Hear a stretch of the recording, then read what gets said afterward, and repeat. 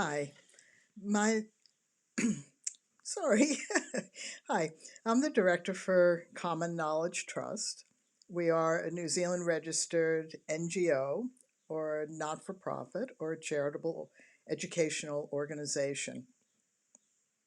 I immigrated to New Zealand in the mid 90s and I brought all of the work that I had done in the United States from the 70s onwards, working with hundreds of families who developed what is now known as Birthing Better and what used to be known as the Pink Kit. I've known Gisette at the VBAC project for a long time, and I asked her recently whether our trust, Common Knowledge, could do a series that she would post on her VBAC Project Education Facebook page, and she agreed to that. She's dedicated her life to giving you information about a vaginal birth after cesarean, whereas I've dedicated my life to representing mothers and fathers equally who developed skills that are now known as Birthing Better, which used to be known as the Pink Kit. And they also developed a concept that is much bigger than just the Birthing Better skills, and that is the concept that all expectant families should learn and use skills throughout their baby's birth. Now, what I want to do in this 15-part series is that we are going to break it up into segments, and you can read that in the description. So this part and the next two parts after this will fill you in with the history of how we got to where we are now, because that's really important. If you don't understand how we got here, then you will never be able to figure out how do we change it, because we are where we are because of things that happened in my lifetime. I saw them happen, I experienced them, I knew that they were going to probably lead to where we are, and I have now spent 50 years of my life trying to explain that to people. It's very hard to be a solo voice, even though I represent hundreds of families who developed Birthing Better and many thousands of families who have used the skills since, and many hundreds of thousands of people who have gone by the concept that when you are pregnant, that you learn skills and you use those skills to birth your baby, no matter where you birth, no matter who is present, no matter your personal circumstances or beliefs, and no matter what happens to you or around you, just for one reason alone, and that is we get pregnant to have a baby, not a type of birth. And as women, we cannot continue to grow the mummy wars around childbirth that developed in the early 1980s, which were about 10 years after first gave birth and 10 years after Birthing Better skills started to develop. So let me take you back to my generation and a wee bit before that. So in the United States, and I'm not certain what happened in Canada, and now that I live in New Zealand, I know that New Zealand did not have the same history, and I'll talk a little bit about that as well. So you have to find out and ask in your community, what were your grandmothers and your mothers doing? What were your grandfathers and fathers doing back in the 50s and the 1970s? So in the United States, it was quite a unique period of time. Yes, birth had become very medicalized. Midwives in the United States had been outlawed in all 50 states by the end of the 1950s. Everyone pretty much was going into the hospital. We all had obstetricians. Staff were labor and delivery nurses or obstetrical nurses. Some states it was okay to have a home birth, other states it was illegal. Every state was different. But what was unique in the United States, and I gave birth first in 1970, was that there was a very high societal expectation. That means it was a message that we gave to each other, that we all go and take what was the first ever childbirth preparation classes. And those were Lamaze, and some people took Bradley classes.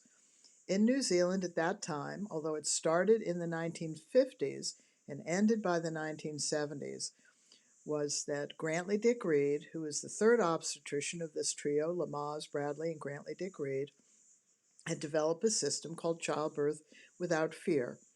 And birth advocates in the 1950s, who were also seeing birth becoming more medicalized, although the staff were midwives and there were midwives doing home births in New Zealand, the idea was that low-risk women should be able to have what was now being labeled a natural birth.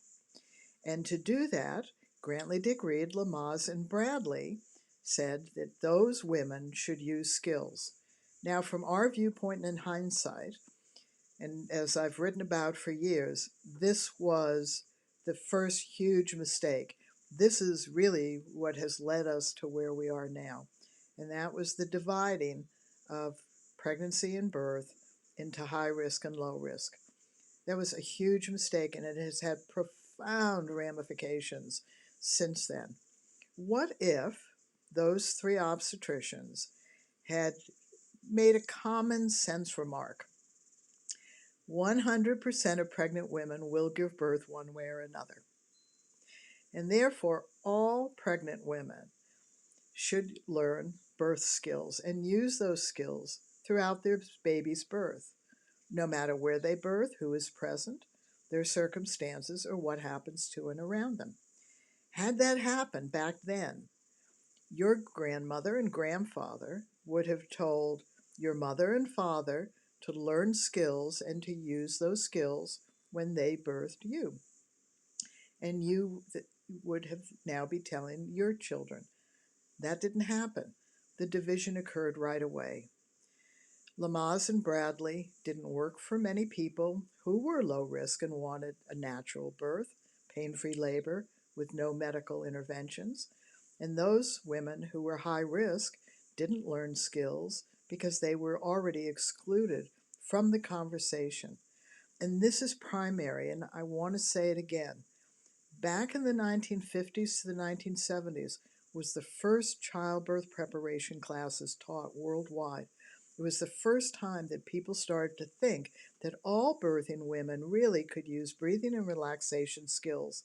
And these three male obstetricians wanted women to have skills. However, they focused their attention on low-risk, normal pregnancy and birth, and that was a mistake. 100% of pregnant women will give birth 100% of the time.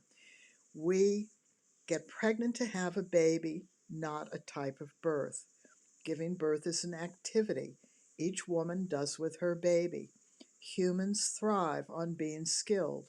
All of us use skills for every activity that we do, or we learn them quickly. Giving birth is very infrequent. It is unknown. We can't practice it before we have it. However, once it unfolds, it becomes an activity that we are doing over time. And we, Birthing Better Families, who then developed the skills in the 1970s, stepped away from the message of Lamaze and Bradley and Grantley Dick Reed and claimed birth for all of us. So the fathers and mothers who equally developed the Birthing Better skills, previously known as the Pink Kit, developed skills so that we could use them in our baby's birth. So from the 1950s to the 70s, something quite remarkable happened in the United States, which I do not believe occurred in any other country. Lamaze especially was taught everywhere in the United States. Every hospital taught Lamaze classes. We expected that when we were pregnant, that is what we do to prepare for birth. We go to a Lamaze class. We learned skills. There were no choices. And we went home and we practiced those skills. And we used those skills as best we could. Now, in any system that is new, we have to assume that the beginning skills need to eventually be refined. And Lamaze breathing was absolutely unsustainable, and you couldn't adjust it. We couldn't continue to breathe like this. We just would feel horrible and end up breathing into a brown paper bag. Bradley tried the in the nose, out the mouth, which sounds good. However, that's a pattern of breathing that can sound like this or be more controlled.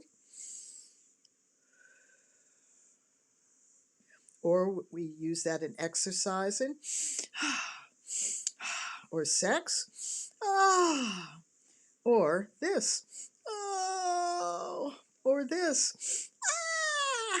So the reality is, if we're saying, breathe in your nose and out your mouth during labor, it can be a variation on that pattern. And some of them indicate that we are in control and coping well, and some indicate that we're out of control and not coping well. So Birthing Better families desperately wanted to understand skills that we could use in all births that were adaptable, adjustable, and sustainable.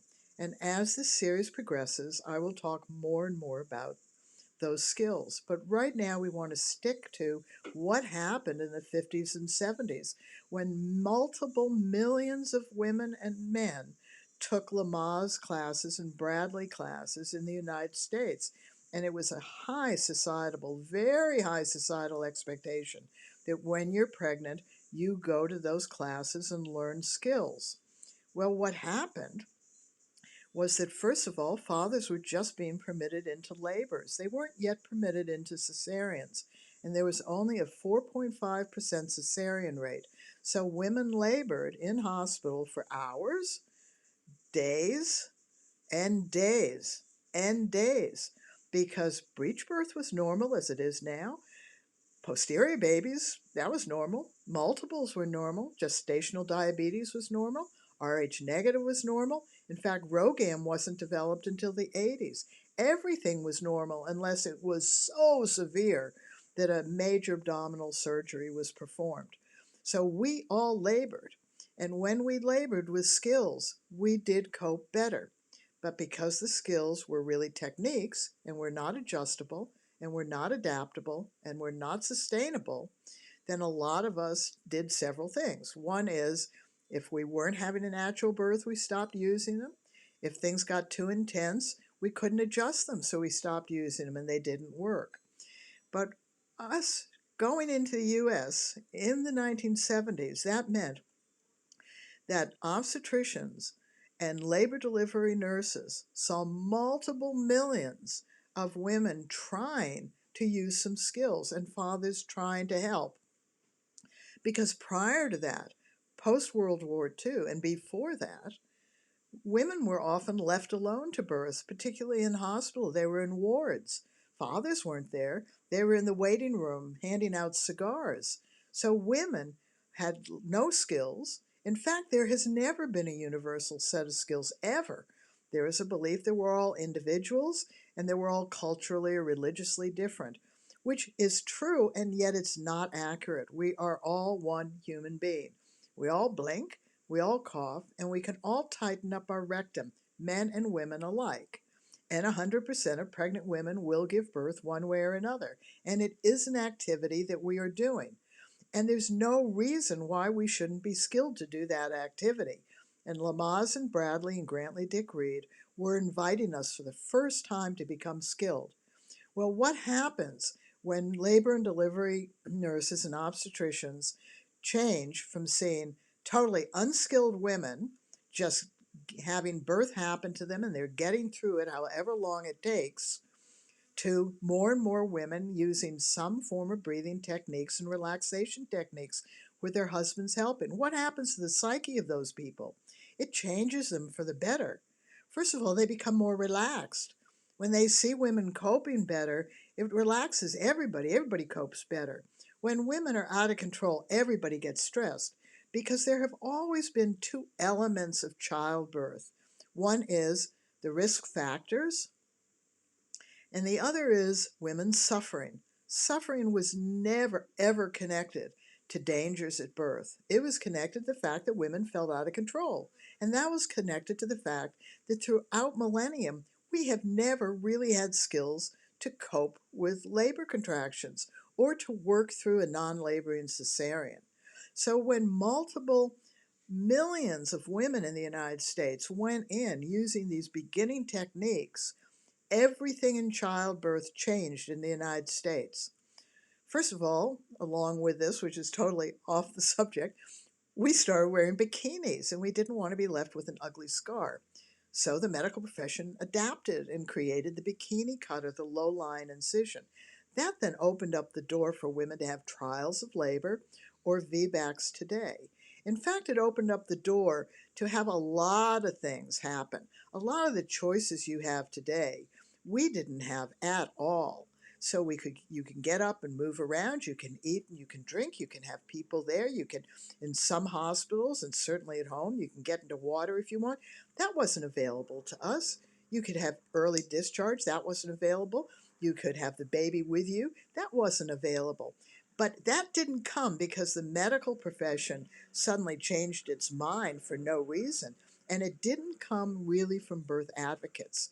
It came from millions, multiple millions of women and men going into the hospitals and coping better with birth. Now, in the second part of this, I'll explain how that didn't continue to happen, what happened. So to begin with this part, let's just refresh. This is basically from the 50s and 70s in the United States. Lamaze and Bradley were taught, Lamaze primarily, first childbirth education classes, all skills, no choices. Medical profession suddenly saw multiple millions of women doing their best to cope and manage, to lower the suffering. They were all laboring pretty much because everything was considered normal, and cesareans were rare as hen's teeth, and fathers were really, really helping, and that changed the dynamic. Now, let me tell you something about us as women of that generation. Very few of us feel the shame, blame, guilt, anger, disappointment, frustration that has occurred since the 80s. And why is that? Because we use skills to birth our baby, as imperfect as they were, even though the message was that they were for low-risk normal women, and even though they didn't work well, we at least had some skills, and we coped better. There is almost no man of my generation who feels that the skills worked brilliantly or that they didn't work at all. They just think that everybody is being taught skills just as they were, and that's not accurate. So the first profound mistake that has led to the chaos of today was three lovely male obstetricians who saw that birth was becoming more medicalized, where we were having standards of care, the evidence-based practice of the day, the assessments, the monitoring procedures, and they wanted to see low-risk normal births move outside of that system. What Birthing Better families wanted was for all births to be included in the message that we should become skilled to birth our babies. And those skills may not produce a particular type of birth. The goal of those skills that we developed and we evolved was that we would cope well and manage, deal with, work through, handle, stay on top of, and feel in control. And why do we know that worked? Well, for the first 10 years, from the 70s to the 80s, we developed only skills to deal with labor. Most of the Birthing Better families, 99.99%, were medically high risk. I have no medical training, and they were very religious, and I have no religious background. But we worked on what we share in common, which is our human body. We developed skills so that 100% of us could cope better with labor. And then, in that change in the late 70s and 80s, we began to realize what was also missing from what we were doing and what then happened with the bigger childbirth conversation of the new birth advocates in the 70s and the 80s. So I'm going to continue 15 parts of this series. We hope that you will follow us on YouTube. You're welcome to go to our birthingbetter.org website. We hope that you will support Nisette's incredible VBAC projects that she has just dedicated her life to. And how does this blend in? It blends in a quite simple way. You are going to give birth to your baby. Become skilled to birth your baby, whether you have a cesarean or you have a vaginal birth. See you again tomorrow. Bye-bye.